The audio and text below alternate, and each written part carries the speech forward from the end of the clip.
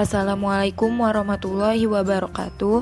Kuring Revlin Tisa Prabowo di 10 MIPA 5 bade ngajelaskeun naon wae antisipasi virus corona. Ayeuna 16 negara parantos mastikeun ayana virus corona, kacatet Malaysia, Singapura, Thailand, sareng Australia. Janten negara anu pangdeketna ka Indonesia nu ngalaporkeun ayana virus corona.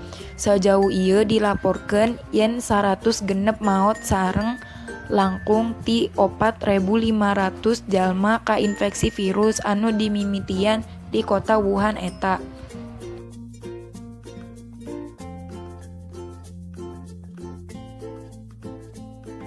Virus corona atanapi sindrom pernapasan akut parah coronavirus 2 SARS-CoV-2 mangrupakeun virus anu nyerang sistem pernapasan.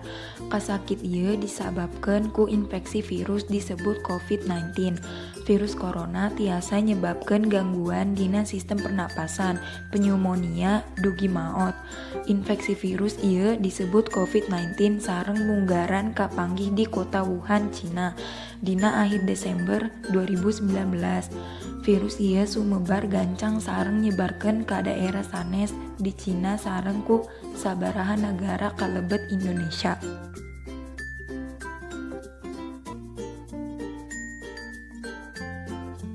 Hiji nyaeta ngagunakeun masker.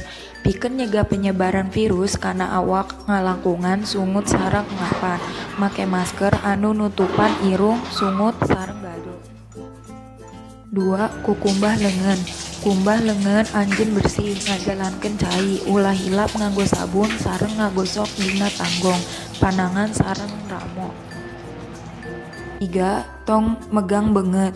Leungeun mangrupakeun anggota awak anu gampang katularan tina virus. 4. Hubung henteu henti. Upami anjeun patepang babaturan atanapi baraya, coba henteu luhur 5 atanapi salam, ngan ukur salam ti jauh. 5. Jaga jarak. Jaga jarak jauhna 1 hingga 2 meter sareng nyingkahan batuk jalma anu berpotensi kakenaan virus corona. 6. Jaga awak tetep sehat. Makan tuangan sehat, nyandang vitamin, sareng olahraga rutin. 7. Periksa diri. Lamun ningali dokter upami anjeun mendakan gejala sapertos batuk, irung berair, muriang, sareng sesak nafas. 8. Lockdown 14 poe.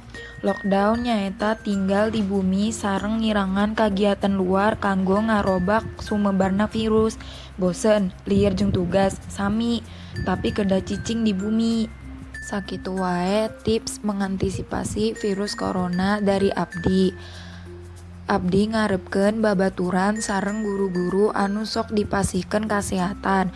Upami aya kalepatan mangga dihapunten. Wassalamualaikum warahmatullahi wabarakatuh.